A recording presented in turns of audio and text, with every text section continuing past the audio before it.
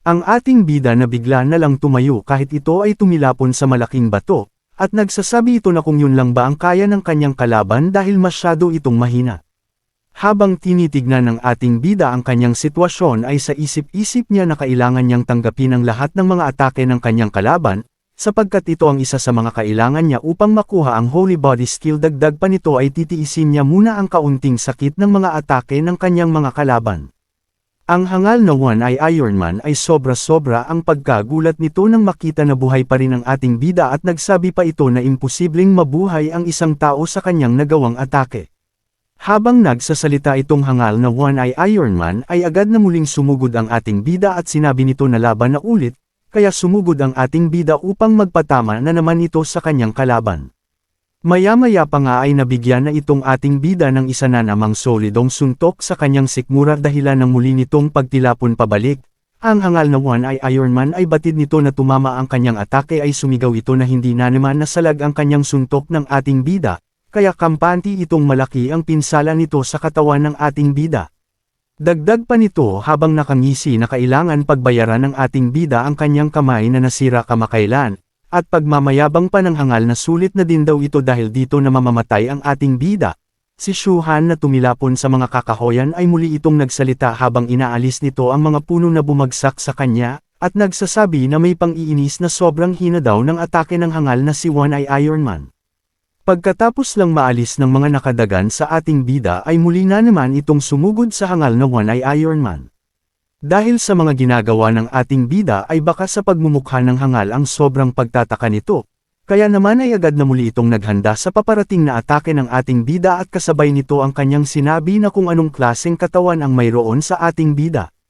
Dahil kampante itong si One Eye Iron Man ay nakipagsabayan ito sa ating bida kaya muling nagtama ang mga suntok nila sa kani-kanilang mga katawan. At tulad din ng mga naunang pangyayari ay muli na naman tumilapon ang ating bida pabalik. At kasabay din nito ang mga salita ni One Eye Iron Man na hindi siya naniniwala na hindi niya kayang mapatay ang ating bida. Pagkatapos ng kanilang matinding salpukan ay makikita natin na samuka na ng dugo ang hangal na si One Eye Iron Man at habang nakaluhod ito sanhi ng panghihina ay nagsalita ito, na sa lakas ng suntok nito ay malamang hindi nabubuhayin ang ating bida at dagdag pa nito na binuhos na niya ang lahat ng kanyang lakas at enerhiya para sa atake na yon. Maya-maya pa ay may nagsalita sa di kalayuan na nagsasabi sa hangal na si One Eye Iron Man na kung yun na nga bang lahat ang lakas nito. Sa narinig ng hangal na One Eye Iron Man ay nagtataka ito at baka sa mukha nito ang pagkagulat, maya-maya pa ay agad na muling nagsalita ang ating bida na may kumpiyansa na naghihintay kay One Eye Iron Man ang impyerno. Dahil batid na ng hangal na One Eye Iron Man ang kanyang pagkatalo ay umiyak na lang ito na parang inagawa ng lollipop, at sinabi nito na kung bakit buhay pa rin ang ating bida sabay malakas na tumulo ang luha kasabay ang sipon nito sa sobrang iyak. Lumipas ang ilang oras ay bumalik na itong tipaklong na ancestor na dala-dala ang bangkay ng tungaw na kalbo at sinigawan niya ang lahat na makinig ito sa kanya, dahil napaslang na niya ang kalbong tungaw na si Zuan Tianzhao at ibinalibag nito sa lupa ang katawan ng kalbong tungaw. Muli itong nagsalita na may pagbabanta na kung sino pa ang nais magtangka na lumaban sa kanya ay matutulad ito sa sinapit ng kalbong tungaw na ito. Samantala habang nakikipaglaban si Lu Yunzi sa dalawang hangal ay binalaan niya ito na kung nais pa nila makipaglaban kahit batid na nila na tuluyan ng natalo ang Black Turtle Bio. Dahil batid ng mga hangal na wala na silang laban sa mga Lu family ay agad na din itong sumuko sa harapan ni Lu Yunzi, at dagdag pa nila na bago lang sila sa Black Turtle Bio kaya aalis na lang sila dito at sa Lu family na lang sila magtrabaho. Ang mga hangal na membro din ng Black Turtle Bio ay sumang-ayon din sa mga sinabi ng dalawang hangal kaya nagsusumigaw ang mga ito na susuko na din sila. Dahil sa mga narinig ni Lu Yunzi ay kanya din itong tinanggap at muling nagsabi na hindi sila magsisi sa pagsali sa Lu family dahil etratrate sila ng maayos. Ang hangal na kanina nasaksakan ng kahambugan na si One Eye Iron Man ay muli itong nagsalita at nakiusap sa ating bida na sinasabing tanggap na niya ang kanyang pagkatalo.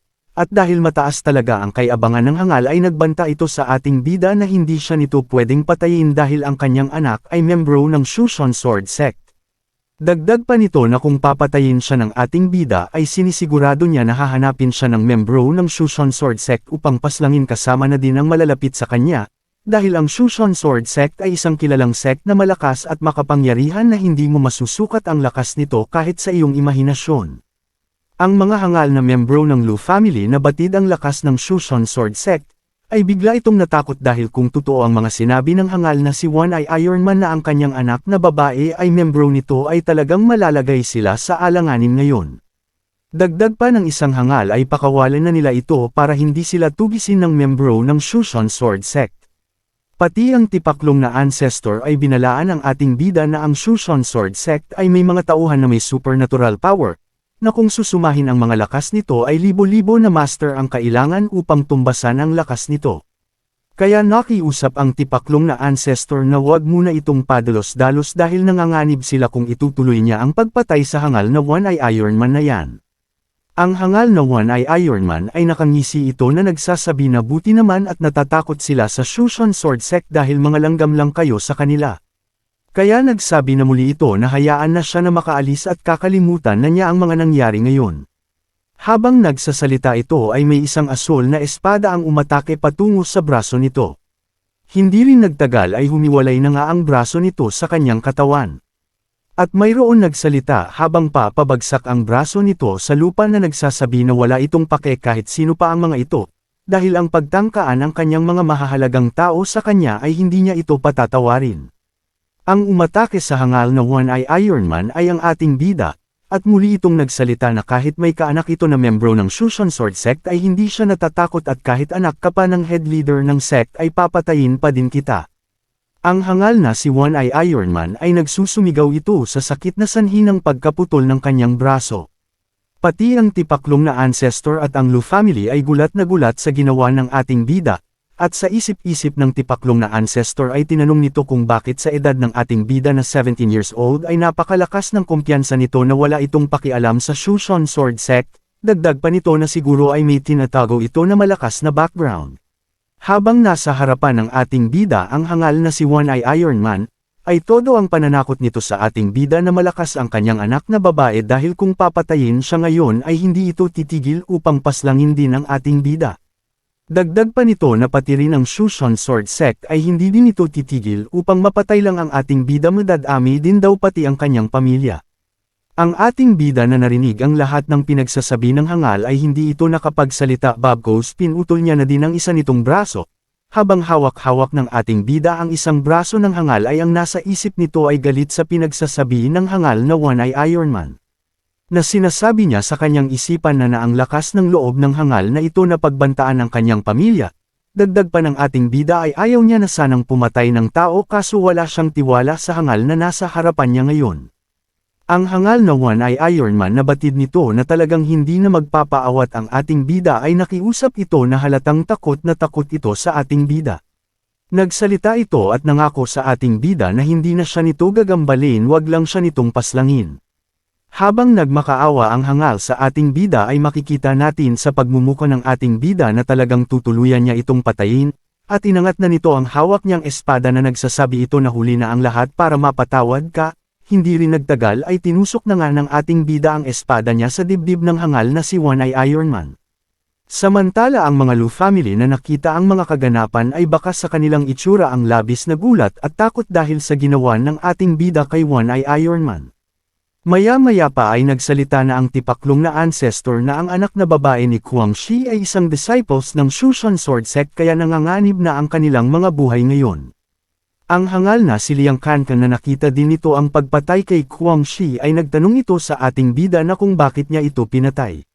Pero agad din itong natuwa at muling nagsalita na kahit ano pa ang mapagpasyahan ng ating bida ay hindi ito haad lang sa kanya. Maya-maya pa ay bigla na lang dinukot ng ating bida ang loob-looban ng dibdib ni Kwang Shi. Siya nga pala mga hangal Kwang Shi na itawag natin kay One Eye Iron Man dahil deadball na ito. Balik tayo sa kwento habang dinudukot ng ating bida ang dibdib ni Kwang Shi ay may kung anong kulay asul na bagay ang kanyang hawak habang hinihila niya ito pataas. Ang kulay asul na bagay na kanyang nakuha sa katawan ni Kwang Shi ay isa pala itong kasamahan ng 5 element seeds at ito ang third 5 element seed. Habang hawak ng ating bida ang third 5 element seeds ay sinabi nito na ang bagay na ito ang nagbibigay ng enerhiya kay Kwang Shi upang ang cultivation nito ay umabot sa core foundation. Dagdag pa ng ating bida ay hindi niya pwedeng maliitin ang anak nitong babae dahil may mga kakaibang treasure na hawak ang mga ito. Hindi rin nagtagal ay pinagsama na ng ating bida ang dalawang 5-element seed sa bote, at masaya ito na nagsasabi na pag makuha niya pa ang natitirang dalawang 5-element seeds ay mabubuksan na niya ang perfect foundation stage. Samantala ay lumapit itong tipaklong na ancestor sa ating bida at masaya itong sinabihan si Shu Han, na malaki ang naging kontribusyon ng ating bida sa pagkatalo ng Black Turtle Bio na sa matagal na panahon nila itong naging kaaway. Kaya nagpasya ito na humiling ang ating bida sa kanya ng kahit na anong bagay na pagmamay-ari ng Lu family at agad niya itong ipagkakaloob sa ating bida. Ang ating bida na mabait ay tumalikod na lang ito at sabay batiin siya ni Lu Yanzi araw-araw. Halaoy char lang po mga hangal. Tumalikod na nga ang ating bida na nagsasabi na wala siyang hihilingin na kahit na anong bagay dahil nakuha na nila ang kani-kanilang mga kagustuhan. Sabay nagpaalam na siya sa tipaklong na ancestor. Habang papaalis na ang ating bida ay agad itong napalingon dahil sa tinawag siya ni Liang Kankan na antayin niya daw siya nito habang hawak nito ang kanyang tutoy paa niya pala na may sugat.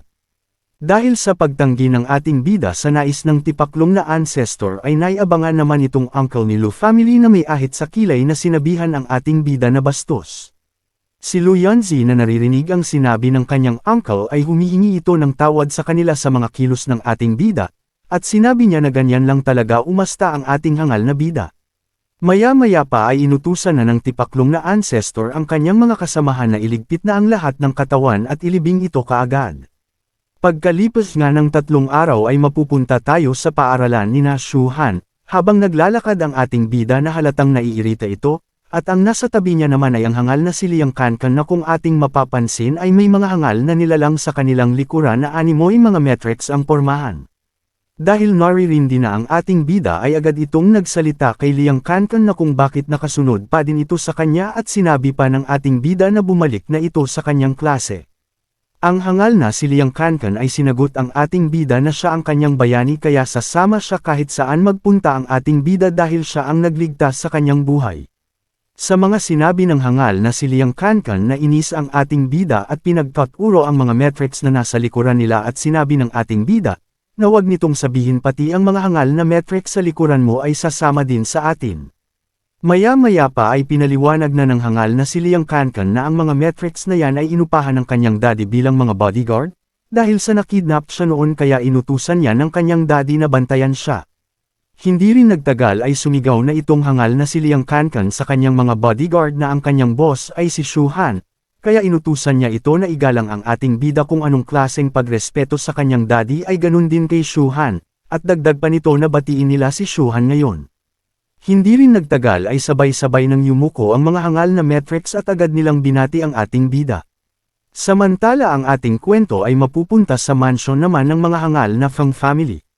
At sa loob ng mansyon ay nag-uusap ang dalawang hangal na mag-ama, dahil nga marites itong hangal na si Feng Zhenting ay nabalitaan nito ang nangyari sa Jingxi kanya na labanan, na sinabi na sa kanyang ama na hindi lang daw nito tinulungan ng Lu family ang ating bida Bob Coase ay tinalo pa nila ang buong Black Turtle Bio. At dagdag pa nito na kalat ang balita patungkol sa naganap na labanan. Dahil isa ding marites ang kanyang ama ay nagsabi ito na alam na niya ang kaganapan at batid nito na ang lahat ng Pukana ay ang ancestor ng Lu family na si Lu Jiaofeng. Dagdag pa nito na nakarecover na siguro ito sa mahabang panahon na pagkapinsala sa kanyang cultivation. Ang hangal na si Feng Zhenting ay talagang hindi nadadala sa kanyang mga sinapit sa ating bida ay tinanong niya ang kanyang hangal na ama kung patuloy pa rin ba nila na tugisin si Shu Han. Dahil kung siya ang tatanungin ay hindi niya ito tatantanan. Sa tanong ng hangal na si Feng Zhenting ay agad naman itong sinagot ng kanyang ama na hindi nila ito titigilan sapagkat nasa kanya pa rin ang treasure ng Feng family. Dagdag pa nito na aantayan nila na paalisan ang ating bida sa paaralan sapagkat ang Long family ay gagawa ng paraan upang mapatalsik ang ating bida sa paaralan na kanyang pinapasukan. Dagdag pa nito na kahit suportahan pa ang ating bida ng Lu family ay hindi ito uubra sa Long family dahil ang pamilyang ito ay tunay na mga immortal. Sa narinig ng hangal na si Feng Zhenting ay tumalikod na ito at nagsasabi na gagawin na niya agad ang mapatalsak ang ating bida sa kanyang pinapasukang paaralan. Ang hangal na pinuno ng Feng family ay binalaan ang kanyang anak na maghinay-hinay muna ito dahil batid niya na hindi kaya ng kanyang hangal na anak ang patalsikan mag-isa si Shuhan. Maya-maya pa ay binigyan na ito ng advice ang kanyang anak para mapabilis ang pagpatay sa ating bida. Sinabihan niya ang hangal na si Feng Zhenting na magkakaroon ng martial arts examination sa darating na 3 buwan, at pangungunahan ito ng leader ng Huoxi Estate para magkaroon ng mga oportunidad ang mga estudyante na maturuan ng martial arts na mahusay at maayos na pagsasanay. Sa narinig ng hangal na si Feng Zhenting ay tinanong niya ang kanyang ama kung talagang maayos ang pagsasanay sa matatanggap na aplikante. Dagdag pa nito na malamang ay dadagsain ito ng lahat ng malalaking sect sa kanilang rehiyon. Agad din naman sumagot ang hangal na pinuno na oo maayos ang pagsasanayan ng mga makukuhang estudyante dahil makakapasok ito sa 2 kilalang paaralan sa Huoxi Estate. Ito ay ang Qingbi College at Tianjin College na kung makakapasok ka dito ay magiging maganda ang iyong kinabukasan. Dagdag pa ng hangal ay madali mo na lang matatalo at parang langgam na lang sayo si Shuhan.